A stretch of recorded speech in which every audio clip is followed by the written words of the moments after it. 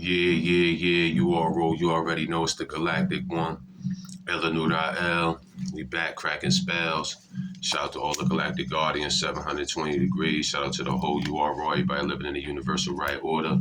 Shout out to the House of Consciousness Connecticut chapter. This message being brought to you by K.O.R TV, Kingdom of Righteousness TV. The show is called Wake Up Sheeple. Y'all already know how I do. We about to jump right into the demonstration. I share to all the great prophets, ancestors, aiders, messiahs, messengers who came before, making the platform available so we could be here today giving you the message. I share. Jumping right into the demo. Y'all already know how I do on this galactic glorious day of 11/18/2025. You know, our story Tuesdays. Our story Tuesdays where we get to incorporate and talk about us and get to create the narrative and keep our oral tradition going. That's what this show is about today. It's about oral tradition and keeping our story alive, because when his story depicts the narrative, it seems to not include a lot of the things that's important to us, and they take away certain things that I believe is empowerment to the psyche. If our children knew about their glorious past, what they would grow to be in the future. And always remember, people, every day you wake up is the beginning to a new experience. And, you know, within that experience, you only have two things that's guaranteed to you. You know, you have moments and you create memories. So let's try to make the best of them. So with that being said, today being 11/18/2025, you do the math to that, you get wisdom cipher. Wisdom cipher to be wise in your cipher. You know what I'm saying? To have the wise dome for our women to be wise as well. You know, and come to the facts and the point. Let's get straight to the point of our story. Shout out to my man Cam, you know, the Nuphilian shamanic chief, who sent me a demo on the Caribs, the Garifuna, those people that were out in St. Vincent, you know, and defeated the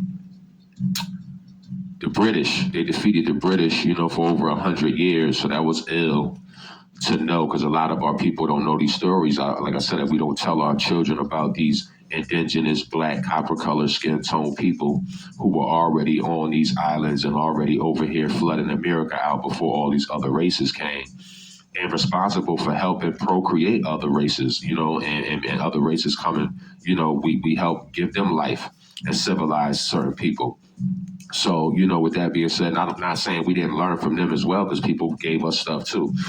But, you know, with that being said, we're going to do a lot today and go into our story and be wise about it as we share these oral traditions with our future, with the children, the best part of the technology, the family. So with that being said, shout out to my man Kim. Like I said, he gave me on the Garifuna. Y'all look him up. There was a tribe that was out in St. Vincent.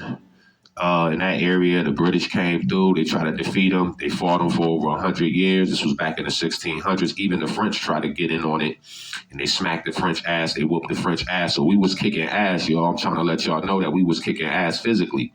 These niggas came back in about 1797 or some shit like that.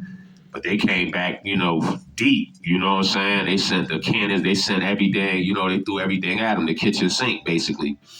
And when they came back, you know what I'm saying, they ended up fucking killing half of the whole island. You know what I'm saying? Blew half of that shit up. Took like 5,000 motherfuckers and then like dropped them motherfuckers off in Honduras somewhere. So this is how black people end up being in Honduras and why they so dark skinned, blah, blah, blah, whatever. Even though it was already indigenous blacks over there too. But the mixture of these Garifunas who defeated them. So you will never hear this story. History's not going to tell you really when he got his ass whooped. He's not going to put this movie out. That was an ill movie that they should put out. This is why we got to gain control. If Tyler Perry was really who he was, he'll be making the movie about the Garifunas right now.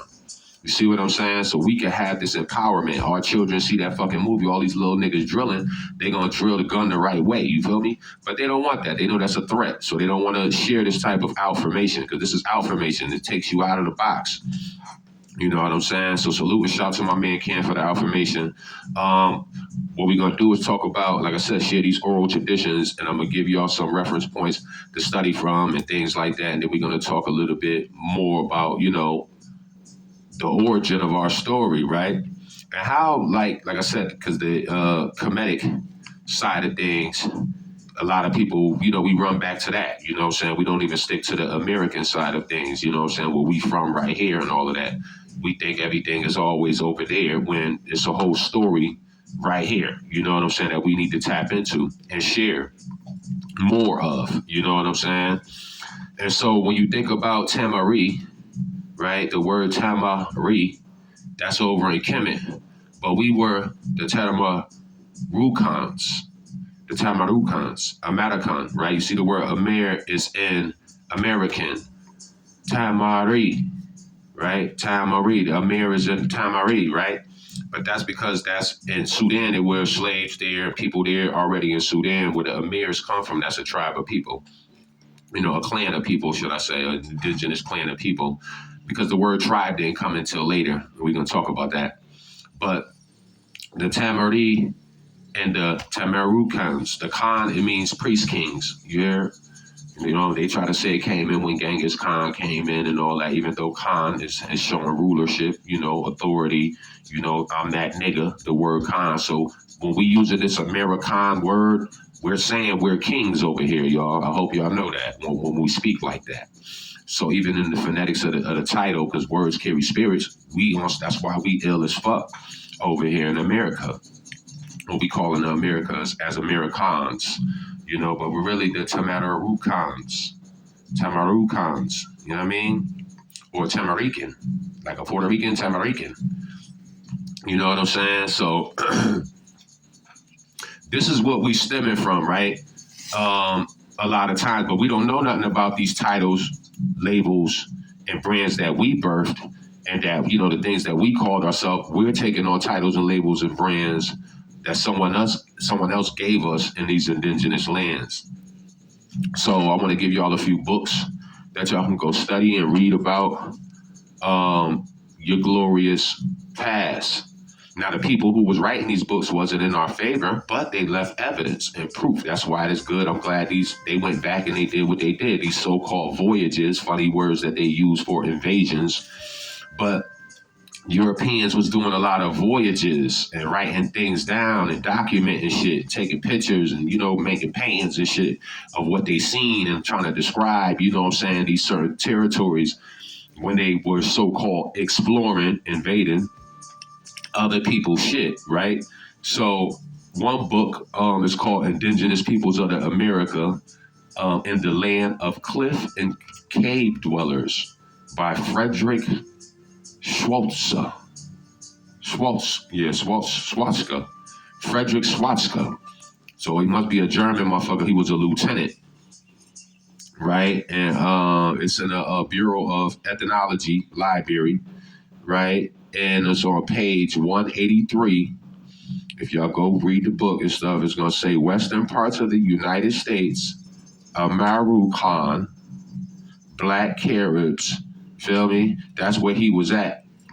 They showing the pictures on the they try to draw pictures and images of what these people look like. So on the western part of the United States, it's images in that book that shows the actual picture of what these people look like.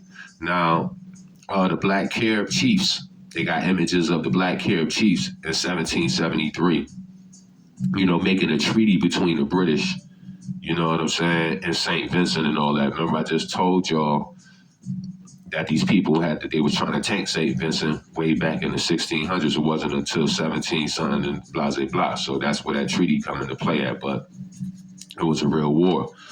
Florida was the whole half of the United States. The bottom part of the whole half of the United States going all the way to California. All that shit was considered Florida. They got old maps called the Sansom Map of Florida, 1657. A lot of people have debunked these things and say they're not real, blah, blah, blah.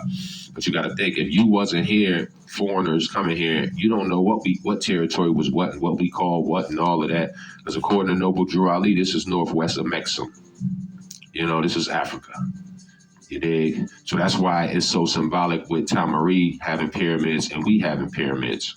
That's why it's so symbolic with us having the Mississippi River and them having the Nile River. And the Nile River was created, more or less. Our shit is natural over here. It's so many divine connections between the two because it's the same. You dig? And, even down to the connection of the cocaine mummies. Having cocaine found in their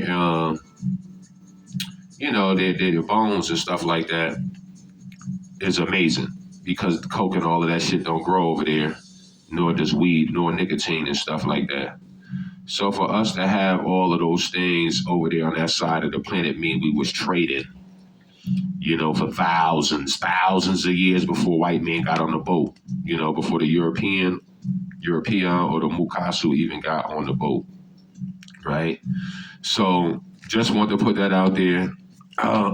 There's been a connection. So these maps, like I said, they got pictures of Huchin and his wife from Argentina. I think that's on somebody's map. I think the Florida map. They got that on there, showing indigenous brown skin, copper skin tone people was in power and rulership as kings and you know what I'm saying, and chiefs and stuff like that. Then John Carter Brown Library, 1671, America pre-Columbia, right? America pre-Columbia, the United States expedition. So they was exploring from 1838 to 1859, 1840, 1841, 1842 by Charles Wilkes, right? And it talks about California. They was way over in California where they discovered dark-skinned colored brown tribes near the peninsula of somewhere I wrote down, but they were black and had coarse hair. This is what the guy wrote in his book about the documents. I'll just take certain notes out of the book, but you guys can go read the America pre-Columbia, where they're taking documents from 1830. This is all the way up into 1842, where they're talking about copper, dark skin tone people with coarse hair. Who got coarse hair? Okay. There's plenty more books that you can go to find. You got Lewis Henry Morgan's book. Leslie White, they all wrote a book together where they talk about the Osage and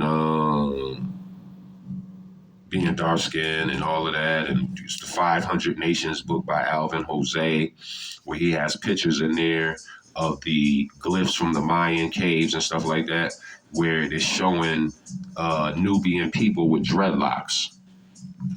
They had dreadlocks on these pictures and stuff like that. So who usually have dreadlocks? Come on, man, we can go play these games, right? Okay, so you have, I'm trying to find some good ones for y'all. The Voyage of Discovery, South Sea, the Bering Straits, right? California, dark skin complexion. The women were much darker. They were smaller. They looked like Negroes. This is how they were describing the people that they came across when they came over here, man. You know what I'm saying? Then I'm going to tell y'all a few things, like a couple of the massacres. There was a massacre that they talk about, of Miss Wetzler and her children. These was a German family, the Wetzlers and all of that. And, they slaughtered their family, you know what I'm saying, and all that. This is how they put it down, like we slaughtered their family and stuff like that. Indigenous people basically got on Miss Wetzler and her kids, and they were black Germans, actually. It wasn't even white people, so let's understand that too. But because we ruled Europe and all that shit too, y'all gotta remember all that shit, we was ruling that shit too. It's a guy named Captain Pipe. Y'all can look up, try to find his image. The slaughter of Miss Inez. We slaughtered Miss Inez and shit like that. The South Chiefs were black. The Potawatomis, they captured Captain Harold. There's an image of that where they captured the captain. Not the image, but they made these paintings. The Voyage and Travels of the 16th and 17th century, Volume 1. by C. Raymond Beasley. In the city of Santo Domingo, they talk about, mentioning the black Moors. You dig? So it's a lot of books you can refer to and go read. Um, Stories of the Indians, 1850s. There's plenty of books out there is what I want to say to people, you know what I'm saying? So you can go read these books and find these evidence and these artifacts and these things for yourself, because this is them telling the story. That's in history. That's his version of the shit. That's not me telling you. So I wanted to do that to go into something deeper, right? To give y'all a little breakdown on the real legal difference between a Native American and an indigenous American. You know what I'm saying? To be Native means you was born there, but your parents and shit come from other places. You know what I mean? Like, to where indigenous means you're of the soil, you born from that soil, right? Your shit go back. So legally in Black Law's dictionary, Native American, the term native, you got to remember that legally these words mean things too. That's the spell that we're under, you know what I'm saying, is the spell in the word. So when we say these words, we try to use them and make them mean interchangeable shit and all of that. But in court, that shit gonna mean what it means. You know what I'm saying? You trying to make it mean some shit and it don't mean that in court. Black don't mean black. Like, what up, black? Like how we saying that shit right now freely. Then when you go in the courtroom saying that shit, you a motherfucking slave. You feel me? You a criminal. You know what I'm saying? Undesirable. That's what that word is synonymous to in court. So be careful with the spells when when you're using these terms. But Native American legally is a member of a federal recognized tribe. A member of a federal recognized tribe. You know what I'm saying? Its legal recognition comes from tribal citizenship, treaties, federal statuses. So you see here where there's already a connection where somebody else got their paws in on what the fuck these people doing, federally recognized. So they still had to get some type of authority and make these treaties with motherfuckers that still backstab them in the long run or still doing them dirty to this day. You know what I'm saying? Status carries specific legal rights such as tribal sovereignty. Tribal sovereignty. You're not sovereign from the federal government though, motherfucker. You free from the motherfucking to do y'all thing amongst y'all, and y'all get to make up y'all own rules and bash a nigga in the head if they steal or whatever. That's what y'all gonna do and try y'all own people.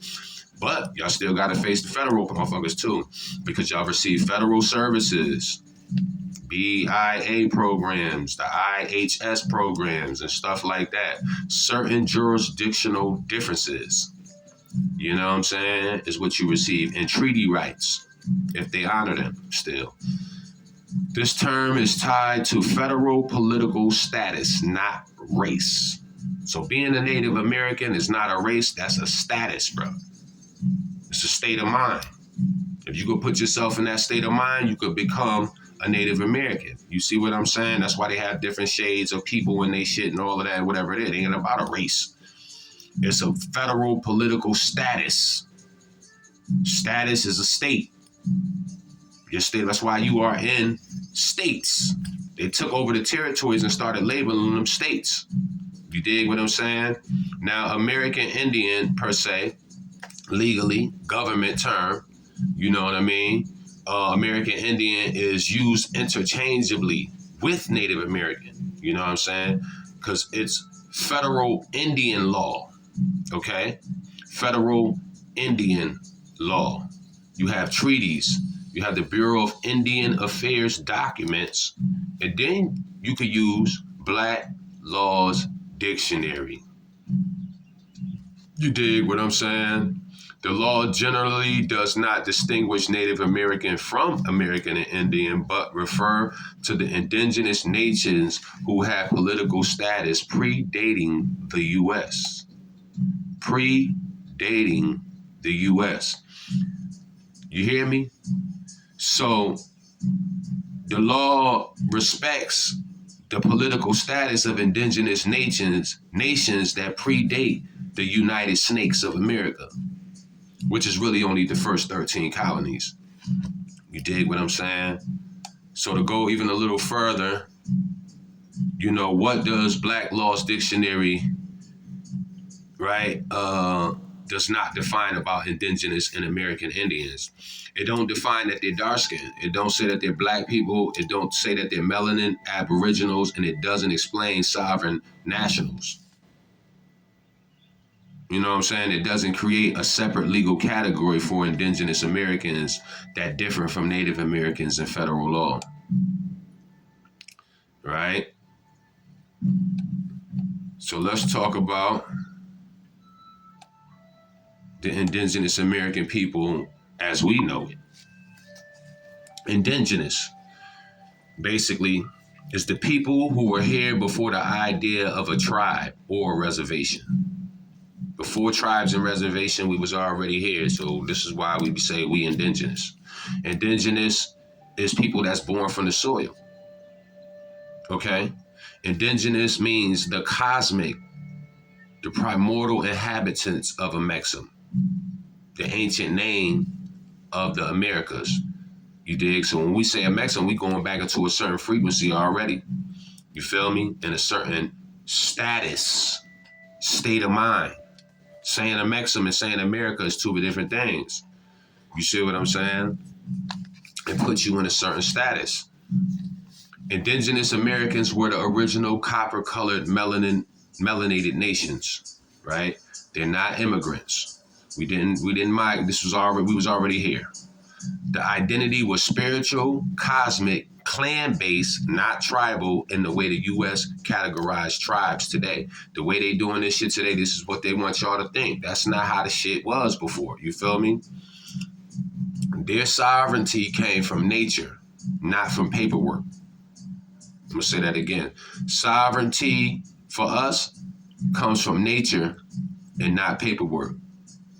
So remember, we got to keep our story alive, y'all. You know what I'm saying? We have to teach this to our babies and keep our women sharp so they know how to stand on a square and circle their square off. You dig what I'm saying?